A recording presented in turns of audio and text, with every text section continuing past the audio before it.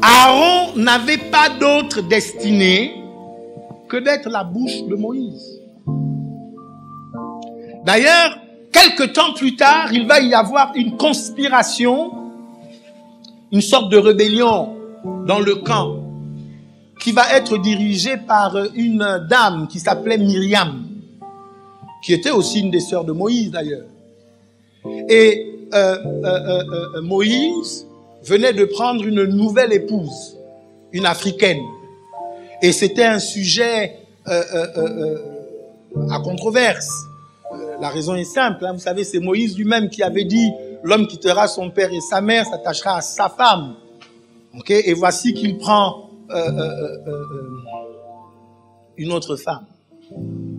Alors pendant que les gens sont en train de murmurer, c'est Myriam qui porte le dossier à la connaissance du plus grand nombre.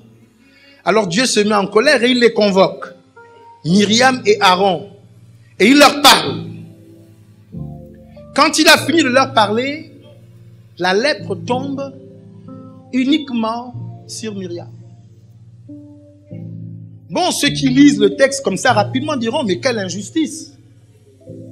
Pourquoi Myriam et pas Aaron? Mais c'est simple. Parce que Moïse était pour Aaron ce que Dieu était pour lui. Et que Moïse avait besoin d'Aaron pour continuer dans sa mission. Aaron était couvert par la vision. Je dis ça encore? Aaron était couvert par la mission, par le rôle qui était le sien à côté de Moïse.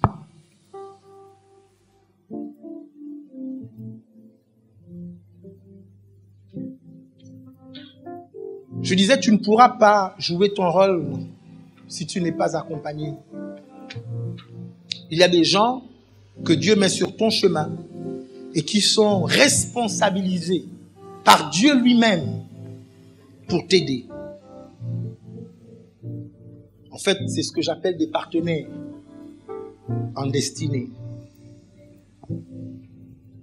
Des gens dont le rôle est de te faire arriver là où Dieu t'attend.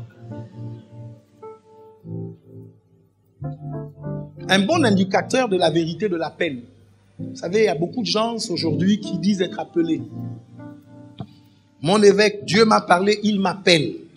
Bon, l'indicateur numéro 1, c'est ta capacité à rassembler autour d'une tâche. Je dis, on te confie quelque chose à faire dans l'église. Et tu n'arrives même pas à mobiliser des gens autour du travail qu'on t'a confié de faire. Tu n'as pas d'appel. Parce que si Dieu t'appelle, en même temps qu'il t'appelle, il t'équipe. Et le premier équipement, ce n'est pas de l'argent. Le premier équipement, ce sont des hommes. Ce sont des gens. Avant que Dieu ne te donne l'argent, avant qu'il ne te donne, dans notre langage, ici on dit les systèmes, il te donne des hommes, des êtres humains. Ce sont les êtres humains que Dieu prend en captivité et qu'il fait don. Ce sont des êtres humains que Dieu prend en captivité et dont il fait don aux autres hommes. J'ai envie de tourner un tout petit peu là.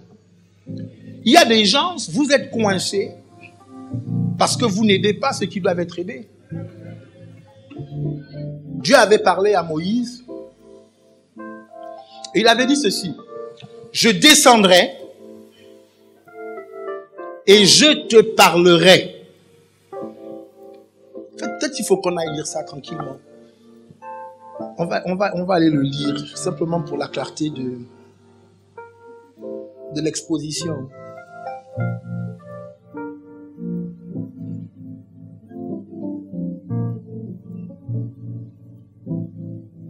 On va aller le lire dans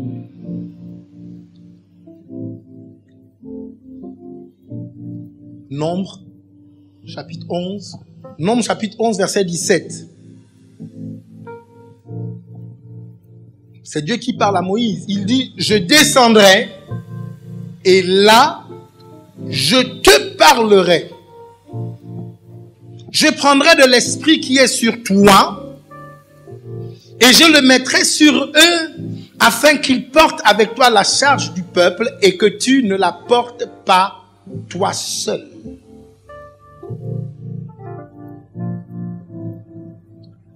Le mot esprit, c'est esprit avec grand E.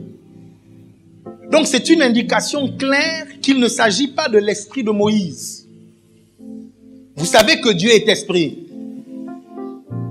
Mais nous aussi, nous sommes esprits. Nous sommes des esprits qui vivons à l'intérieur d'un corps. Mais exactement comme Dieu est, nous sommes. Dieu est esprit, nous sommes esprits. Mais Dieu dit, je prendrai de l'esprit avec grand E, donc l'esprit de Dieu qui est sur toi, et je le répandrai sur les 70. Mais ce n'est pas l'esprit de Dieu qui est sur Aaron que Dieu va répandre. Okay? C'est l'esprit de Dieu qui est sur Moïse. Bon, c'est la même chose dont il est question dans le dialogue entre Élisée et Élie. Quand Élie promet ou quand Élisée demande ou réclame la double portion de l'esprit qui est sur Élie, ce n'est pas l'esprit d'Élie, mais c'est l'esprit de Dieu sur Élie. Écoutez, dans Luc 4, la Bible dit ceci. L'esprit de Dieu est sur moi. Là, c'est Jésus qui parle. Parce qu'il m'a oint pour annoncer la bonne nouvelle aux pauvres, annoncer le recouvrement de la vue aux aveugles, publier l'année de grâce du Seigneur, renvoyer libres les opprimés, guérir ceux qui ont le cœur brisé. L'esprit de Dieu qui était sur Jésus avec des objectifs définis, avec des objectifs précis.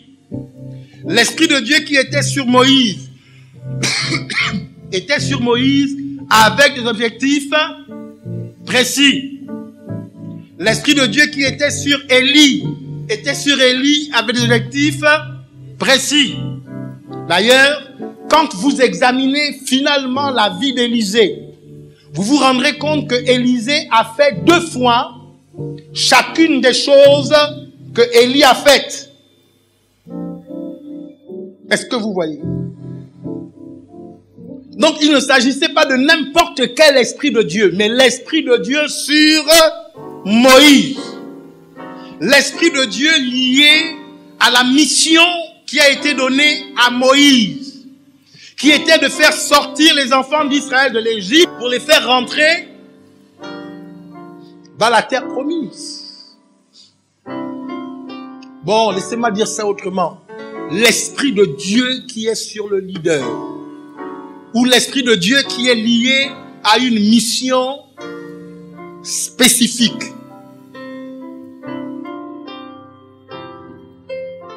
Il dit, je descendrai et je te parlerai. C'est important de savoir que pour ce qui est du transfert de l'esprit,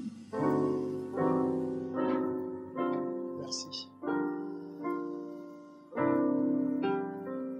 il n'y a pas de trafic possible.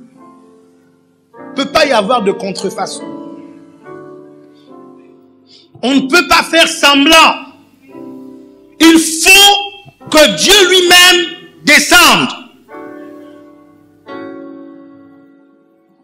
C'est Dieu qui équipe.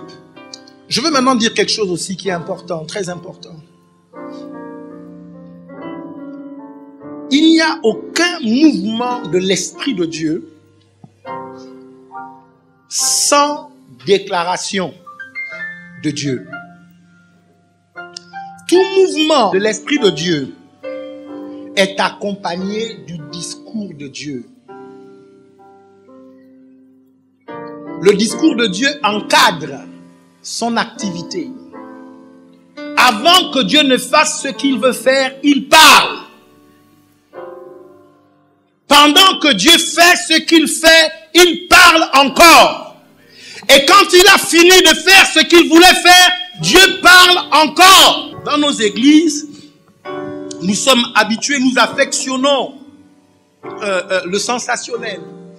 Nous voulons vivre et expérimenter des choses extraordinaires, mais nous voulons le faire en dehors de ses déclarations ou en dehors de sa parole.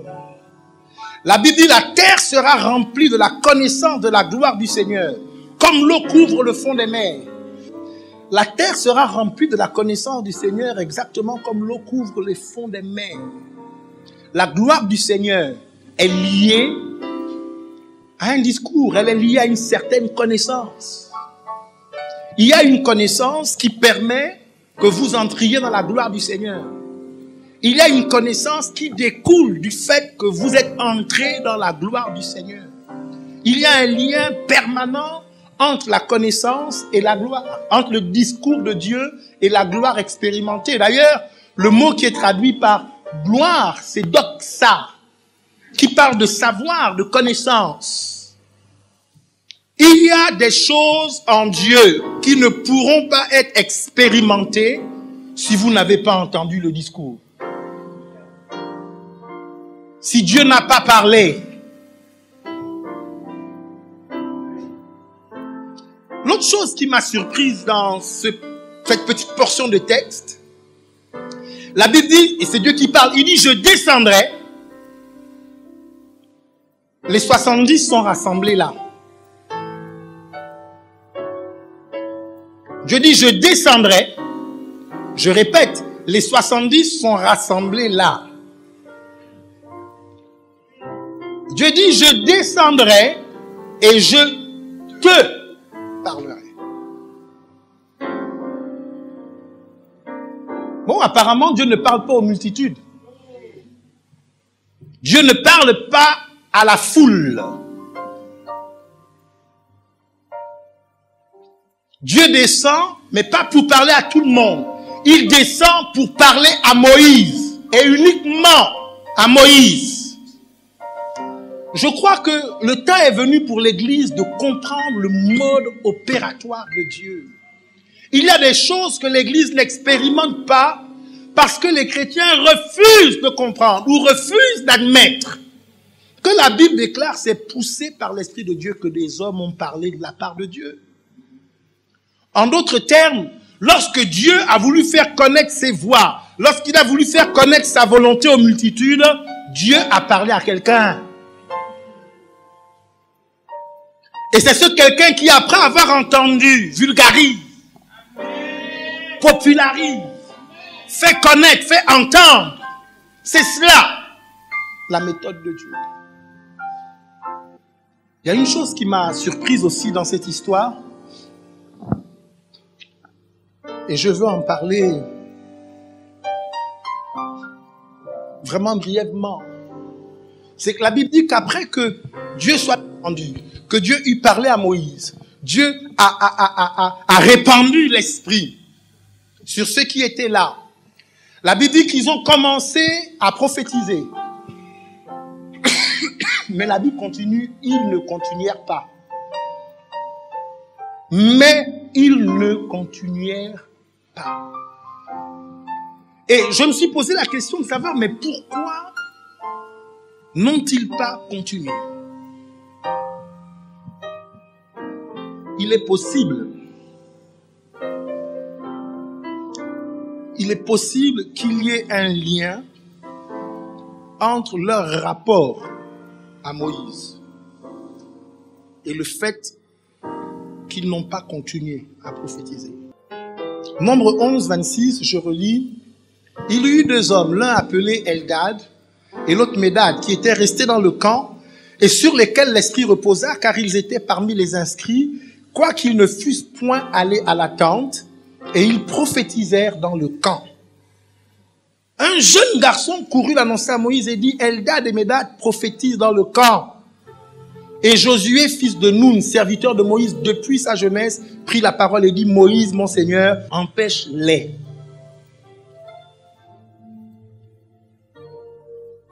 Moïse lui répondit, es-tu jaloux pour moi? Puisse tout le peuple de l'Éternel être composé de prophètes, et veuille l'Éternel mettre son esprit sur chacun d'eux. Je voudrais que vous essayiez de visualiser ce qui s'est passé ce jour-là. Dieu a donné des instructions à Moïse. Il lui a dit, rassemble 70 anciens. Parmi ceux-là, qui sont d'accord de t'aider à porter la charge que je t'ai confiée, pour que tu ne sois pas seul à le faire. Quand tu les auras rassemblés, là où vous serez rassemblés, je descendrai et je te parlerai. Après t'avoir parlé, je répandrai de mon esprit sur eux. C'était ça l'instruction que Dieu avait donnée à Moïse. Et Moïse a fait exactement comme Dieu lui a dit. Je suppose qu'une liste a été dressée des 70. Je suppose que les 70 ont été approchés et qu'on leur a expliqué ce qui était sur le point d'arriver. Et puis, quand les choses ont commencé à se faire, Eldad et Meldad, eux n'étaient pas là au lieu du rendez-vous. Mais quand l'Esprit de Dieu qui était sur Moïse s'est répandu, l'Esprit de Dieu qui connaît leur adresse les a recherchés là où ils étaient. Et l'Esprit de Dieu les a visités. La question qu'on peut se poser, c'est qu'ont-ils de si particulier pour que Dieu décide de les visiter de façon exceptionnelle ou en marge du programme? Qui sont-ils? L'autre question qu'on peut se poser, c'est pourquoi est-ce que ces deux gens ne se sont pas joints au travail collectif? Je n'ai pas la réponse précise à tout cela. Mais, quand on observe la réaction de Moïse, on comprend que le jeune homme et Josué, les deux sont dans l'erreur. En fait, il y a deux interventions dans cette histoire. Il y a celle du jeune homme et puis il y a celle de l'ancien Josué.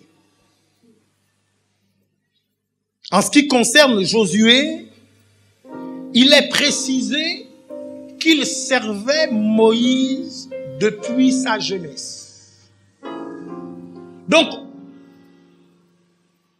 on veut que l'on comprenne bien que Josué était là depuis longtemps. Il avait beaucoup vu, beaucoup entendu.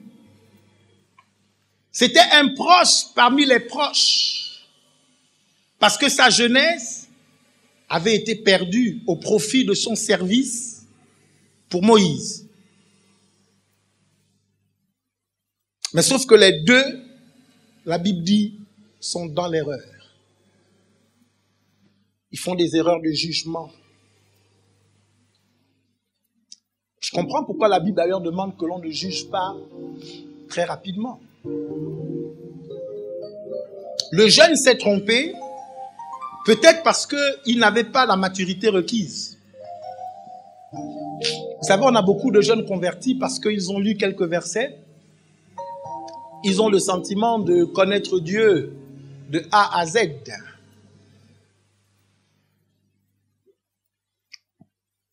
Souvent, ceux qui savent vraiment relativisent. En fait, plus les gens ont appris, plus les gens connaissent, moins ils sont péremptoires. Et puis, ceux qui connaissent juste un peu, souvent se radicalisent ou se fanatisent. Or, moi, ce que je comprends, c'est que avec les choses de l'esprit, il faut être flexible.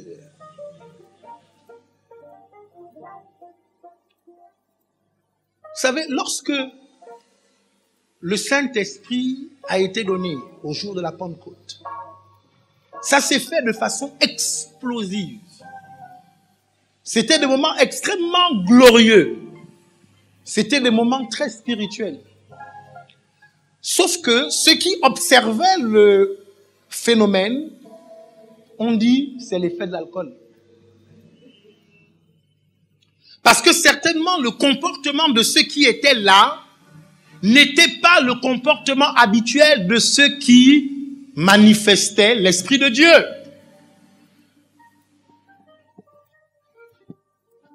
Alors ceux qui ont regardé ont dit non, ça c'est tout sauf Dieu.